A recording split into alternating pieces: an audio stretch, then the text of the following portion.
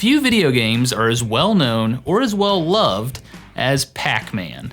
It's a 1980s pop culture icon. It inspired a TV series, a hit single, and dozens of spin-offs.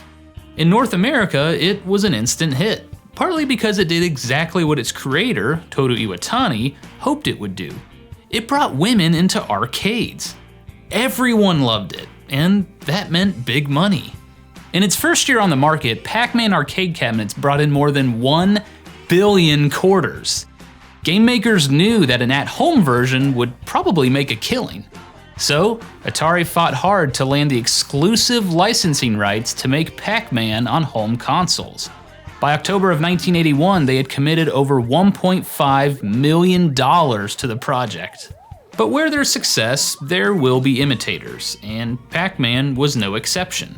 But few Pac-Man knockoffs caused Atari as much grief as a lighthearted maze chase game for the Magnavox Odyssey 2. The game looked like Pac-Man, it played like Pac-Man, but it wasn't technically Pac-Man.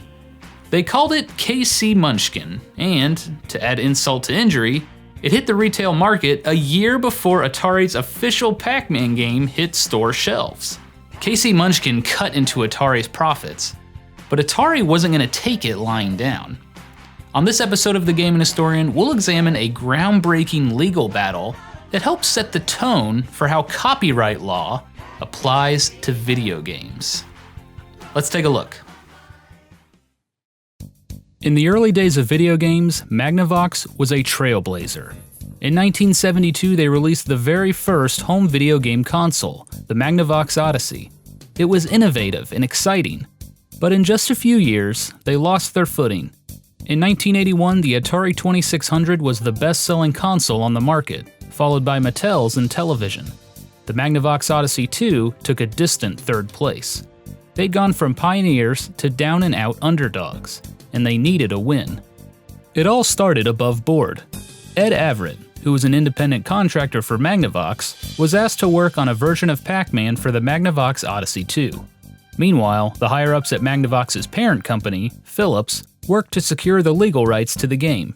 But when Philips reached out to Midway to seal the deal, they ran into a problem. Atari had beaten them to the punch. But, like a lot of other video game companies at the time, they weren't deterred. Instead, Magnavox gave Ed Averitt a new directive. They asked him to create a game that would compete with the concept of Pac-Man without violating copyright laws. It was easier said than done. Copyright laws had been around for a long time, but video games had not. To make matters more complicated, there was some precedent for treating the copyright infringement of a game differently than other items or concepts. And of course, since this was the early 80s, there was little to no precedent on how copyright laws could apply to video games. So Averitt did his best. He created a maze chase style game and named it KC Munchkin, after then Philips president Kenneth C. Mencken. The game had striking similarities to Pac-Man. You play as a gobbler being chased by monsters in a rectangular maze. When you eat a power capsule, you turn the tables on the monsters, so instead of them chasing you, you can chase and eat them. Your goal is to eat as many dots as you can. The graphics are simple, and the characters are cute. It's very similar to Pac-Man, but it's not an exact copy. There are a number of differences in both the look of the game and the gameplay itself.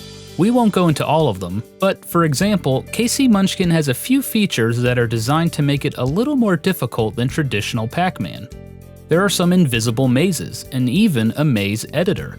And while the dots in Pac-Man are evenly spaced, they're random in KC Munchkin, and even move around a bit.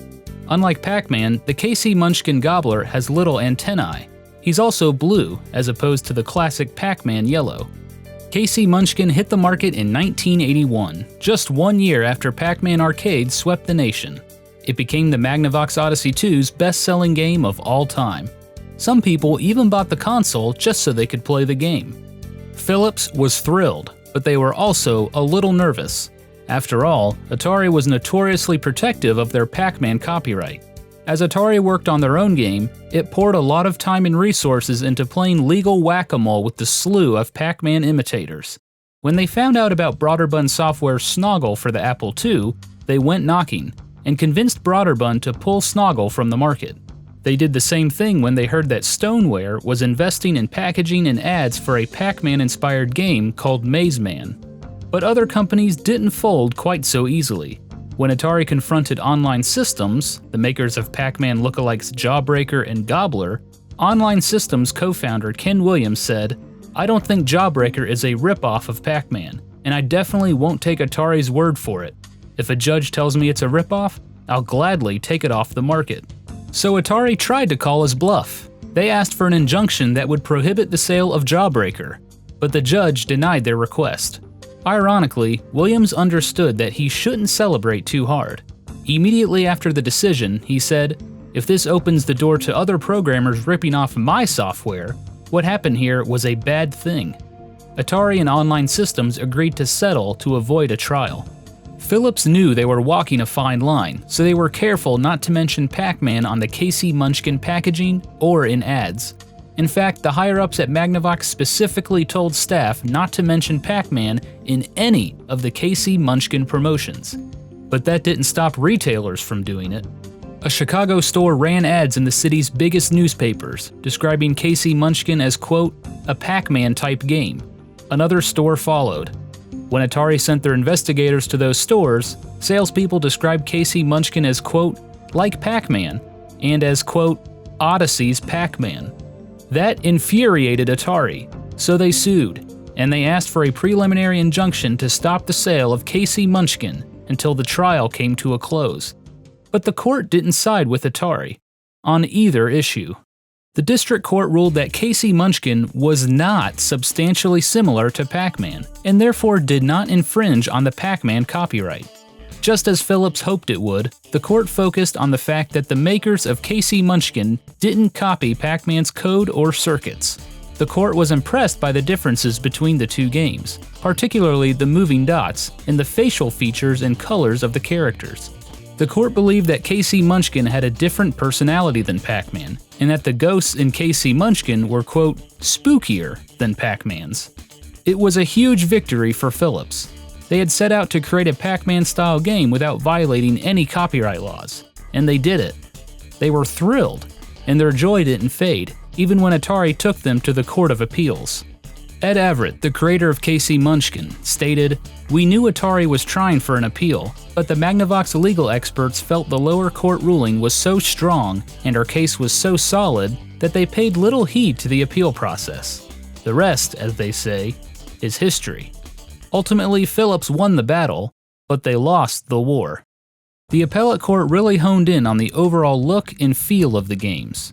The court said that having a main character as a gobbler and the pursuit figures as, quote, "ghost monsters," distinguishes Pac-Man conceptually from other maze chase games like Rally X or Take the Money and Run. The judge also noted the creators of Pac-Man specifically designed the game to appeal to, quote, "a non-violent player personality." And that's a good point. In the early 80s, most video game makers made zero attempts to appeal to women. But Pac-Man did. It was part of what made it so popular, and also what made it so unique. The appellate court sided with Atari. They overturned the district court's decision in no uncertain terms, stating, "The district court's conclusion that the two works are not substantially similar is clearly erroneous, and its refusal to issue a preliminary injunction constitutes an abuse of discretion." Philips tried to take the issue all the way to the Supreme Court, but the court wouldn't take the case.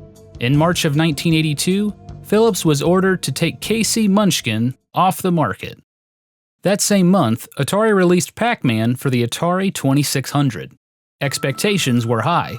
Finally, people could play an authentic Pac-Man game, and they wouldn't have to go to an arcade to do it. Shortly after its release, Atari's Pac-Man became the best-selling video game of all time up to that point.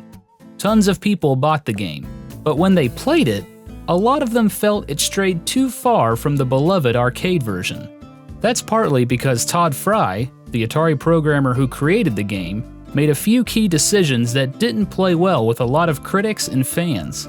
He made aesthetic departures from the arcade version, notably in color choice, and he felt strongly that Pac-Man should be a two-player game, which ate significantly into the game's limited memory. Critics attacked the game for its poor graphics and controls, and its distracting flicker.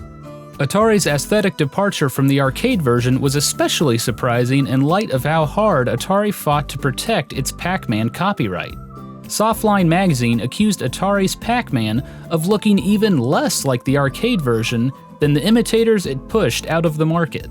But insiders like Ed Averitt say it's misguided to pin the blame on Todd Fry, since the Atari console wasn't powerful enough to handle a well-executed Pac-Man game.